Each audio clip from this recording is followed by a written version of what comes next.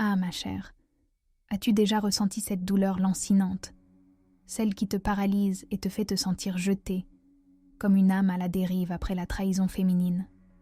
Je sais ce que c'est de croire que ton renouveau intérieur est impossible, que la lumière est à jamais perdue. Mais si je te disais que c'est précisément dans les ordures, dans l'abandon le plus total, que peut naître le plus grand éveil spirituel après la douleur? Aujourd'hui, je vais te plonger dans l'histoire incroyable d'une femme qui a tout perdu, qui a été trouvée là où personne ne cherchait, et dont la résilience féminine a défié l'impossible.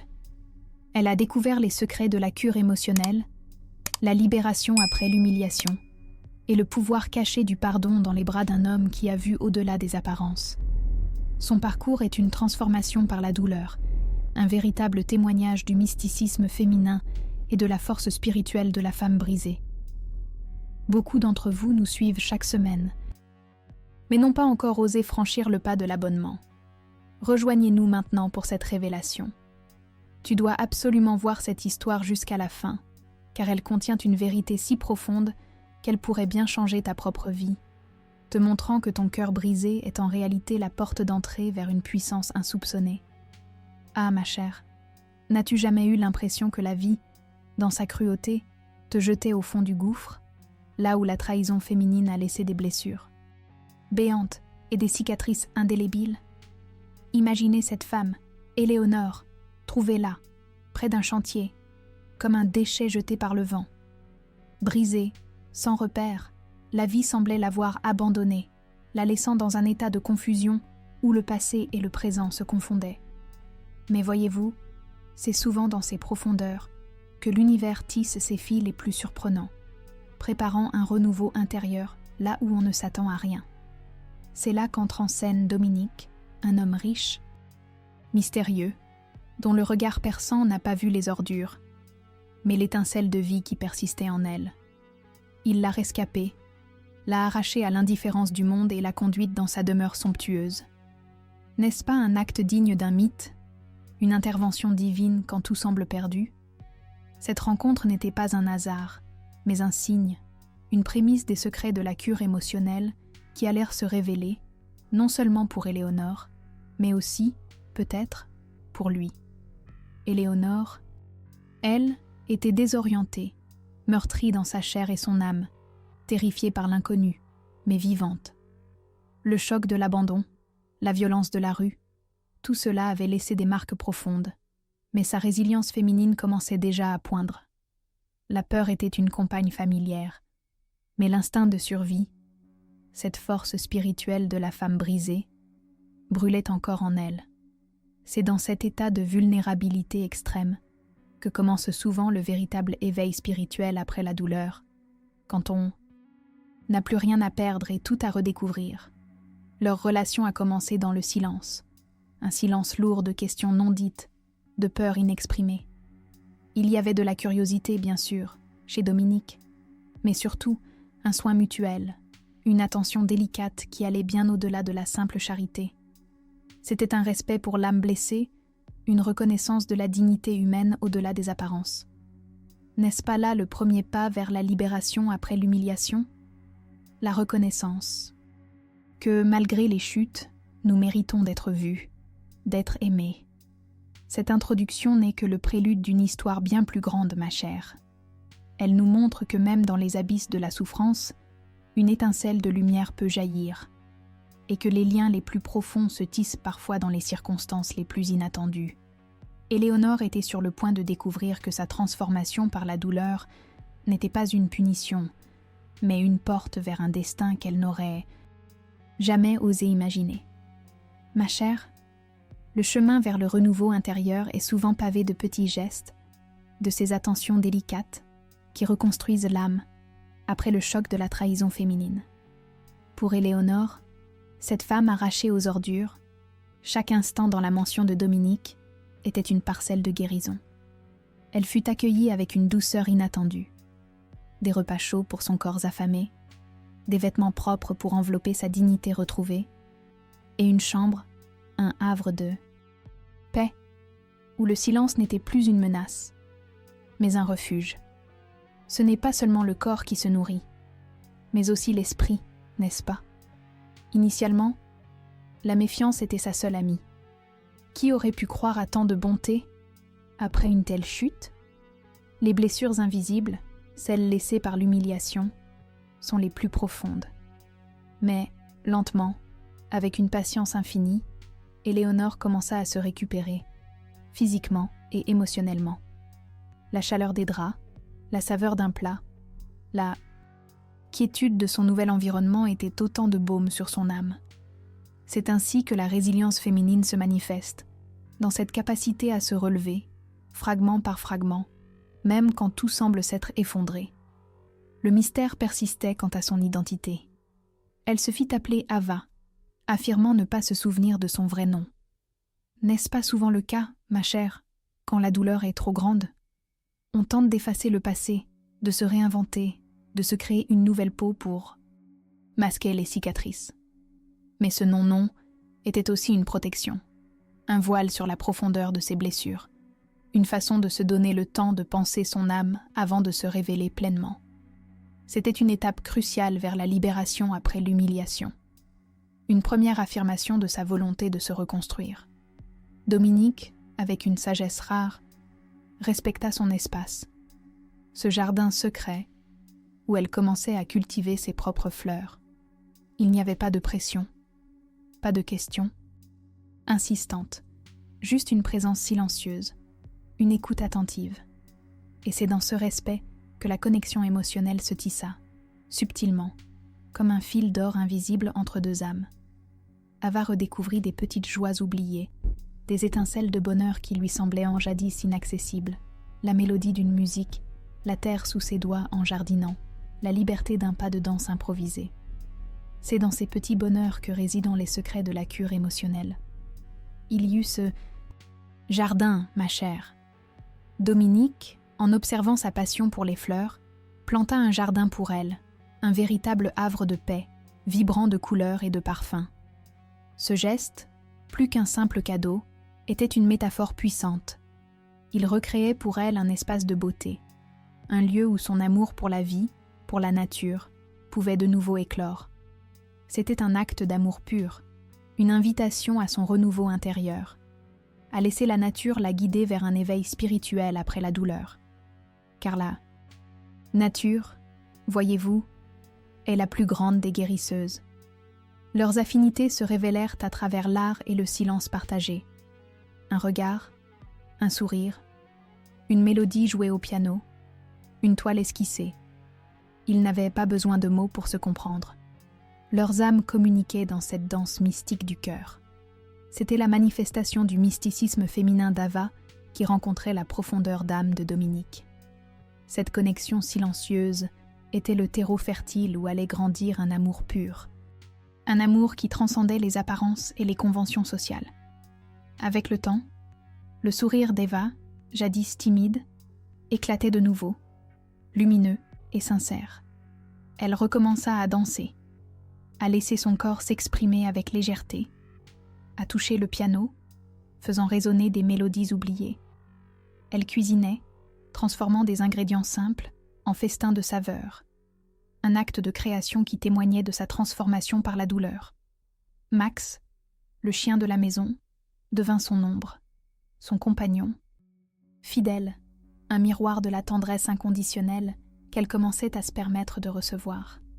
Mais le plus grand défi pour Ava était d'affronter la peur de ne pas appartenir, ce sentiment d'être une étrangère, une intruse dans ce monde de luxe et d'attention. C'était le poids de la trahison féminine passée, ce murmure constant qu'elle n'était pas digne d'un tel bonheur. Pourtant, chaque jour, elle faisait un pas de plus, un pas de géant, en commençant à croire qu'elle méritait cet amour, cette maison, ce foyer. C'est là que réside le pouvoir caché du pardon, celui qu'on s'accorde à soi-même, pour accepter sa propre valeur.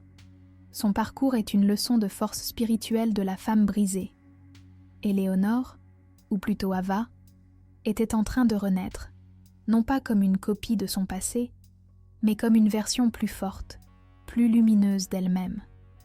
La mention de Dominique n'était pas seulement une maison, c'était un cocon, un lieu de métamorphose où la chrysalide se transformait en papillon. Et n'est-ce pas ce que nous recherchons toutes, ma chère, après la douleur? La capacité de déployer nos propres ailes, même après les tempêtes les plus rudes. Ah, ma chère, le chemin du renouveau intérieur est rarement une ligne droite, n'est-ce pas? Surtout quand la trahison féminine a laissé des empreintes profondes.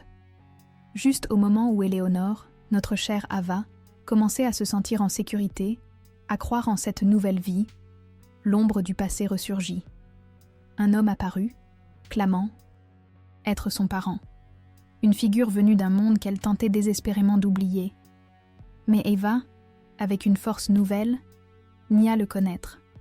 Ce fut un test, une confrontation directe avec les fantômes qui avaient pu la hanter, une étape cruciale dans sa libération après l'humiliation. Son cœur savait qu'il devait protéger ce fragile bonheur qu'elle construisait. Dominique, ce pilier inattendu, la protégea avec une fermeté inébranlable.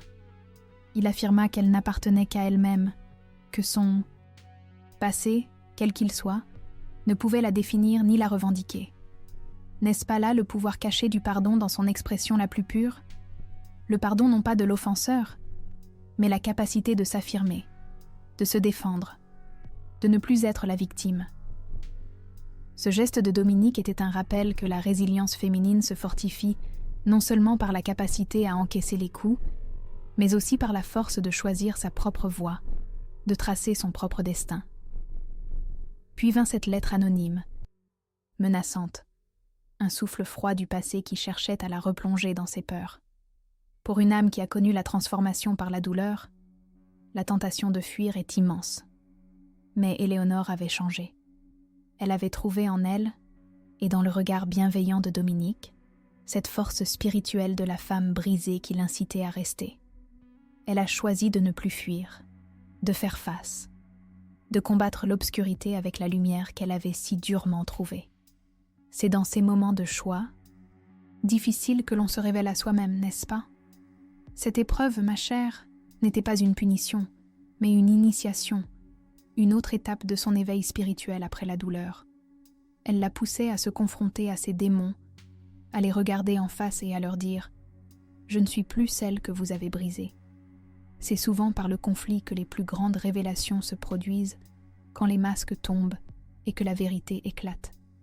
Ces menaces étaient des catalyseurs, des outils de l'univers pour la forcer à s'ancrer encore plus profondément dans sa nouvelle identité, dans son mysticisme féminin intuitif. Le fait qu'elle ait choisi de rester, malgré la peur et l'incertitude, est une leçon magistrale des secrets de la cure émotionnelle. Cela démontre qu'à un certain point de notre parcours de guérison, nous cessons d'être passives face à la douleur et devenons les architectes de notre propre paix. Éléonore était en train de construire son propre sanctuaire, brique par brique, défi par défi.